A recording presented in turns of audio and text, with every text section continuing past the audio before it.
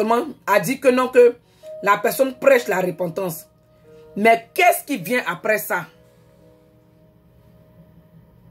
Quelqu'un vient te dire que moi je suis Jésus. Non. D'autres même là, ils ont fabriqué les Bibles. Ils ont créé même leur Bible. Ils ont eu l'audace même d'aller créer eux-mêmes leur propre Bible. Qu'on doit se baptiser en eux. Les Kakou Philippe là. D'autres même disent qu'elle est Jésus, l'incarnation de Jésus. D'autres disent qu'eux-mêmes là, ils sont Jésus. Ce baoulé en Côte d'Ivoire. Que lui là, il est Jésus.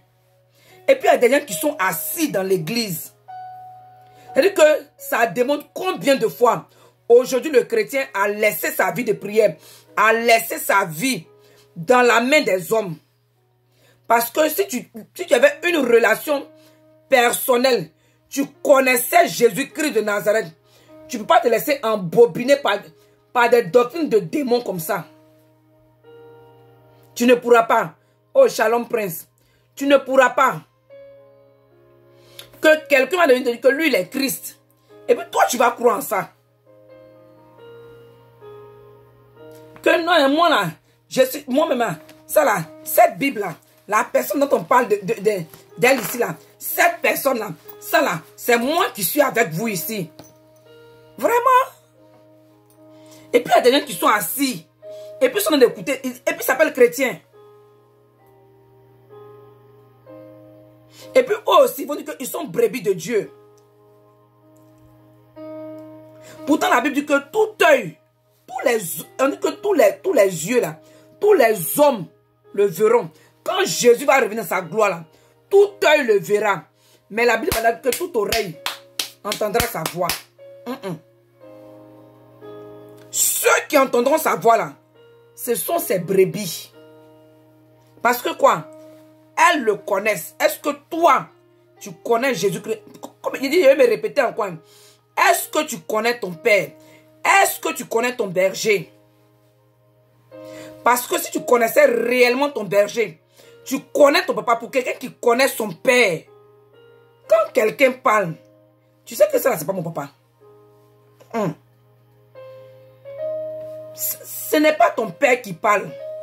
Parce que quoi, tu as pris le temps de cultiver cette relation-là avec ton Père. Donc, quand ton Père parle, tu le connais.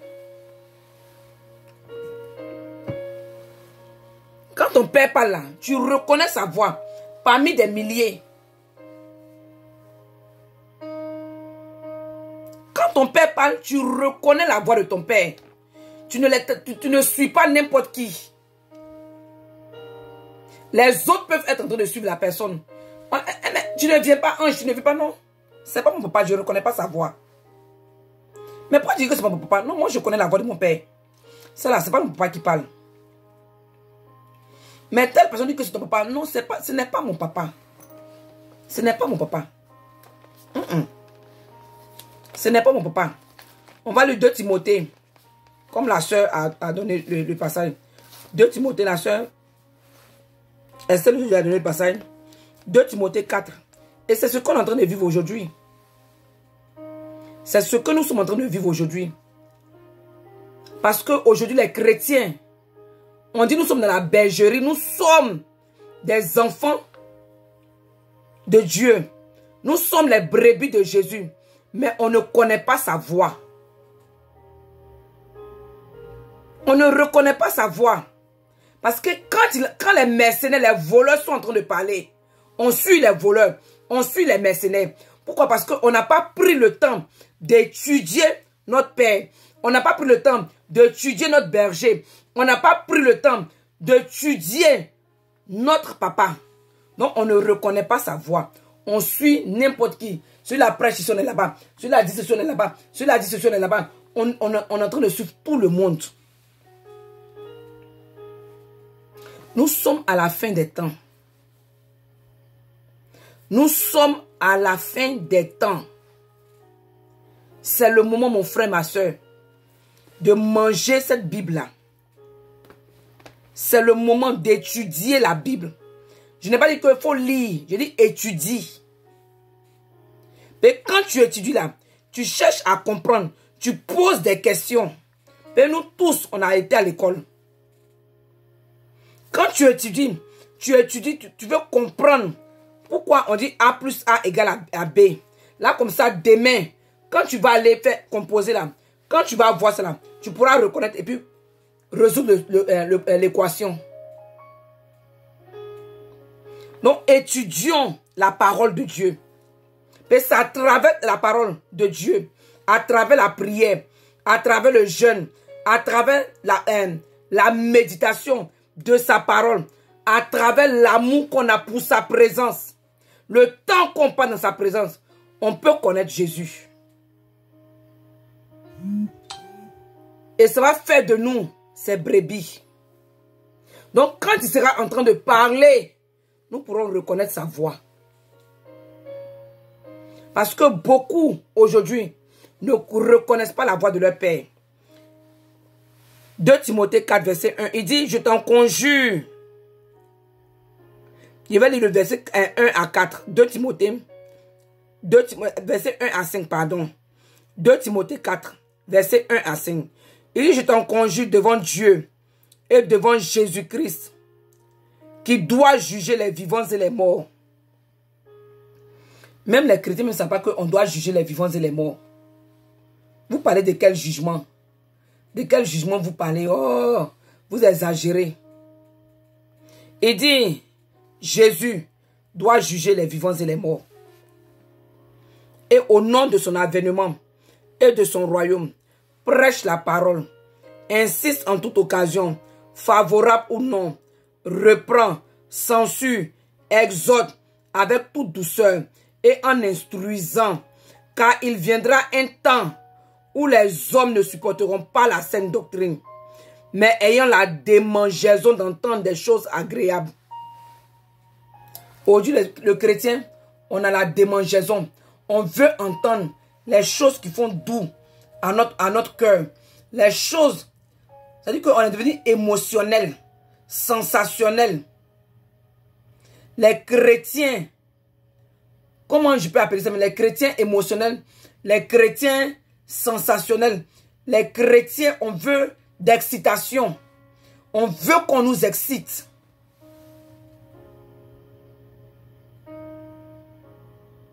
C'est ça. Le chrétien aujourd'hui là, le chrétien n'aime pas la vérité. Parce que c'est ce que je veux entendre là. Ce qui fait doux à ma chair, ce qui me plaît là. Il faut prêcher ça. Mais quand tu me prêches la vérité, tu es en train de me juger. Chrétien, cherche à reconnaître la voix de ton berger. Parce que actuellement là, le Seigneur est en train de te parler. Le Seigneur est en train de te parler comme au temps de Noé. Le Seigneur est en train de parler. Quand sa brebis entend sa voix là, elle le suit. Mais quand tu n'es pas brebis de sa majesté Jésus-Christ, quand tu entends sa voix, toi tu entends critique, toi tu entends jugement, tu entends condamnation. Parce que toi, tu veux vivre confortablement dans ton péché. Toi, tu veux t'habiller comme toi tu veux. Faut pas que quelqu'un va te parler. Parce que toi, tu es la grande chantre de la ville. Mais comme toi, tu as eu peur. Peut-être toi-même, on doit te sacrifier. Donc la peur a fait que tu as fui pour venir dans la maison de Dieu là. Donc à cause de ça là, comme tu es venu dans la maison de Dieu là, on ne doit pas te dire que ici là, c'est une vie d'éducation. La foi chrétienne là, c'est une vie pratique et une vie d'éducation. On ne doit pas te dire ça. On n'a qu'à te laisser. Toi, tu as fait ce que tu veux. Toi, tu as t'habiller comme tu veux. Tu as parlé comme tu veux. Tu as marché comme tu veux. Tu as te comporter comme tu veux. Parce que toi, d'après toi, tu as abandonné des choses dans le monde pour venir à l'église. Donc l'église, c'est devenu la poubelle. Donc toi, la prostituée, vous devez, regarde bien la prostituée. Celle que d'après toi, ton avant et puis ton maintenant là. Il faut regarder s'il n'y a pas des choses en commun entre vous. Il faut bien regarder. Prends ta photo, mets tes vidéos quand tu étais de l'autre côté là. Quand tu étais avant là-bas là. Et puis prends maintenant quand tu es devenu chrétienne. Et puis compare les deux images. Et puis voir qu'est-ce qu'il y a qui est à l'autre côté, qui est encore ici. Et puis enlève. Et la vie chrétienne là, c'est pas une vie de désordre. C'est pas une vie de bordel. C'est pas une vie. Si tu es vraiment une brebis de Dieu, quand ton père est en train de te parler là, tu vas reconnaître sa voix. Mais si toi tu reconnais la voix de ma mère spirituelle, la voix de mon père spirituel, c'est quand eux ils parlent là que moi j'écoute. Parce que eux ils ont prié pour moi, ils ont jeûné pour moi, ils ne m'ont pas condamné. Ah bon? Ça ne se limite pas à ça, hein? Ça ne se limite pas à ça. On ne vient pas dans la maison de Dieu pour faire ce qu'on veut. Mais même les animaux qui sont rentrés dans l'arche chez Noé là, c'est Noé qui les a placés, il les a cadrés. Il a dit, toi, tu te mets ici. Lion, voilà ta place. Lièvre, voilà ta place. Épervier, voilà ta place. Serpent, voilà ta place. Ils n'étaient pas n'importe comment dans l'arche. Ils étaient à leur place. Il y avait de l'ordre dans l'arche. Chacun connaissait sa place. Noé leur a donné une éducation. Je dis, même en ce temps-là, même les animaux mangeaient les herbes. Même les animaux mangeaient les herbes. Noé leur a donné une éducation. Il leur a donné un régime alimentaire. Tout le monde a suivi ça. Les lions et les boucs, eux, en tout cas, ce n'est pas un désordre dans l'arche. Il y avait de l'ordre. Notre Dieu compris là, c'est un Dieu d'ordre. La vie chrétienne est une vie pratique. C'est une vie d'éducation. Quand tu viens là, on doit enlever l'Égypte en toi. L'Égypte ne doit pas rester en toi. Mais quand tu viens, tu entends la voix de ton père en tant que brebis. Tu l'écoutes. Ce qu'il te demande de faire là, tu fais. Mais si toi, tu es quitté là-bas, tu es venu à l'église, tu veux être bouc, ça ne peut pas marcher. Ça ne peut pas. Mais au temps de Noé là, Noé a parlé, pendant presque 120 ans, Noé est en train de prêcher. Il a crié, en tout cas, il a crié son gosier là, ça lui a fait mal. Il y a des jours même que Noé, il est en train de pleurer sur la population. Femmes, c'est pas comme ça on s'habille. Elles ont trouvé que Noé les jugeait. Mais la Bible dit, tout œil le verra. Tout œil le verra. Mais ce n'est pas toute oreille qui va entendre la voix sa voix. Au temps de Noé là, eux tous, ils ont même vu Noé et ses enfants en train de rentrer dans l'arche, les animaux. Ça se moquait de Noé. Ça disait ce qu'ils voulaient de Noé. Mais quand le déluge dont Noé parlait là, c'est arrivé, leurs yeux là ont vu ça. Et ça les a emportés. C'est comme aujourd'hui. Tout œil, quand le Seigneur va venir, en tout cas, quand le Seigneur, la Bible dit que quelqu'un va venir dans sa gloire, revenir dans sa gloire là, tous les hommes vont le voir. Mais ceux qui auront entendu sa voix là, ils seront dans l'air, en train de partir. Ceux qui auront entendu sa voix et qui se sont préparés, qui sont repentis, ils ont préparé leur éternité là. Ils seront en train de... Ils vont partir. Maintenant, les habitants de la terre, ceux-là, la Bible dit que ceux... Ah, ça va faire pitié. Seigneur, aide-moi. Seigneur, aide-nous. Papa, aide mon frère, aide ma soeur. Jésus, aide-nous à nous préparer. Il dit, voici, il vient avec les nuées. Il vient avec les nuées. Et tout œil le verra. Même ceux qui l'ont percé. Ceux qui ont dit, oh, c'est du n'importe quoi. Elles sont en train de mentir là, ces filles-là. Elles se prennent tellement que oui, j'ai eu vision, j'ai eu révélation, témoignage, je suis allé à l'enfer, je suis allé au paradis. C'est du n'importe quoi. Elles racontent leur vie. Et puis ça arrive, et puis, oh non, non. En tout cas, nous là, Nous, on veut être chic. On veut être pimpante. Jésus n'est pas gaou. Donc, c'est comme ça là. Donc, même Jésus, il n'a qu'à... Donc, on va s'habiller en robe. Et puis, ça rit. Autant de Noé, les gens ont fait ça. Bravo. Les gens ont fait ça au temps de Noé. Ils se sont moqués quand Noé disait que c'est ici. C'est dans ça là. Lâche là. Quand tu es dedans là. C'est là que le déluge va t'emporter. C'est ici là. Toi, femme, après en plus de la sanctification intérieure là, l'extérieur est important. Sinon, toi, tu vas aller à l'enfer. Si tu as les mèches sur toi, si tu as tout ce qui appartient à la sirène, les outils de la sirène là, tu as ça sur toi là, tu vas aller à l'enfer. Quand Noé tenait de dire ça aux gens là, d'après lui, il a eu vision. Et maintenant là, on marche avec vision. Nous là, c'est la Bible. C'est que, qu'est-ce que dit la Bible? Nous, c'est sur ça qu'on se base. D'après elle, on ne va pas prendre, on ne va pas rejeter la parole de Dieu au détriment des visions, au détriment des rêves. Si elles ont fait des rêves, d'après elles, elles ont fait des rêves. Elles ont fait des visions. Il y a une qui dit qu'elle allait à l'enfer. Il y a un qui dit qu'il est allé au ciel. Rentrer, puis ça arrive, puis ça parle, puis ça arrive, tchapa. Au temps de Noé, les gens ont dit ça. Quand Noé était en train de leur dire que toi, tu es en train de marcher, et un talon de plus de 3 cm là, en haut, puis tu es perché comme une pêche là, tu es perché en l'air comme ça, un oiseau, un panique, un chauve-souris là. Ça là, si tu portes ça, tu vas partir au ciel.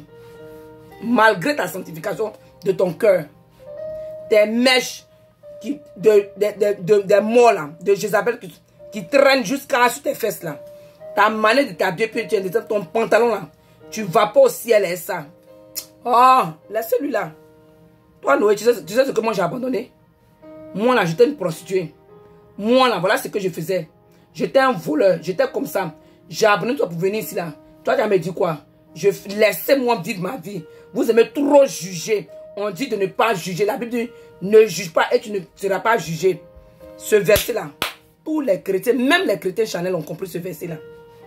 Parce qu'à la bouche de tous les chrétiens, quand Noé était en train de parler là, eux ils pensaient que Noé était en train de raconter sa vie.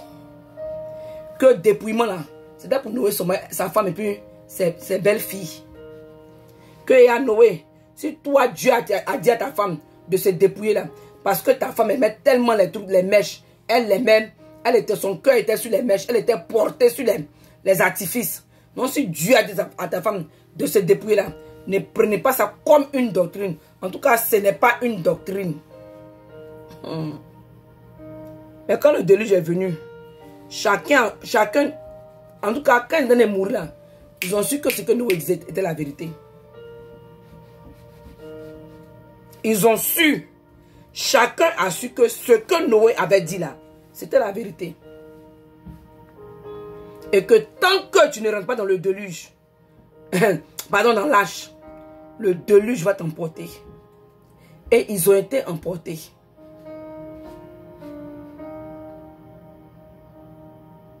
Comme aujourd'hui là. Aujourd'hui, femme, dépouille-toi. Femme, dépouille-toi. Oh! Si toi tu veux être vilaine, si toi tu veux être ceci, vous voulez être cela, n'imposez pas ça aux gens. Ne faites pas ça comme ça. Et puis chacune parle. Monsieur, elle est pasteur. Ah, moi, je suis allé demander à mon pasteur. Mon pasteur fait 40 ans dans le ministère. Je suis allé demander. Il dit qu'une femme peut porter un pantalon, mais elle n'a qu'à seulement mettre un habit, une tunique dessus. Et puis chacun dit pour lui. Et les grands pasteurs de la ville, on leur a posé question. Et eux, ils ont répondu selon la sagesse humaine.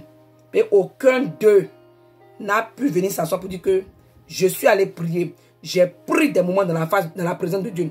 J'ai pleuré, j'ai prié, j'ai demandé à Dieu. Voilà ce que Dieu m'a dit. Mais moi, je ne pense pas que. Moi, je ne crois pas que. Ils ne sont pas des brebis. Non, eux-mêmes, là, ce sont des boucs. Non, ils ne vont pas t'aider à être brebis. C'est toi qui dois entendre la voix de ton père.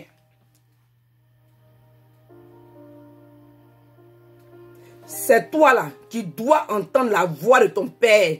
Et tu reconnais, tu as entendu quelque chose. Ah Seigneur, ça là, est-ce que c'est vrai? C'est ça on dit une brebis.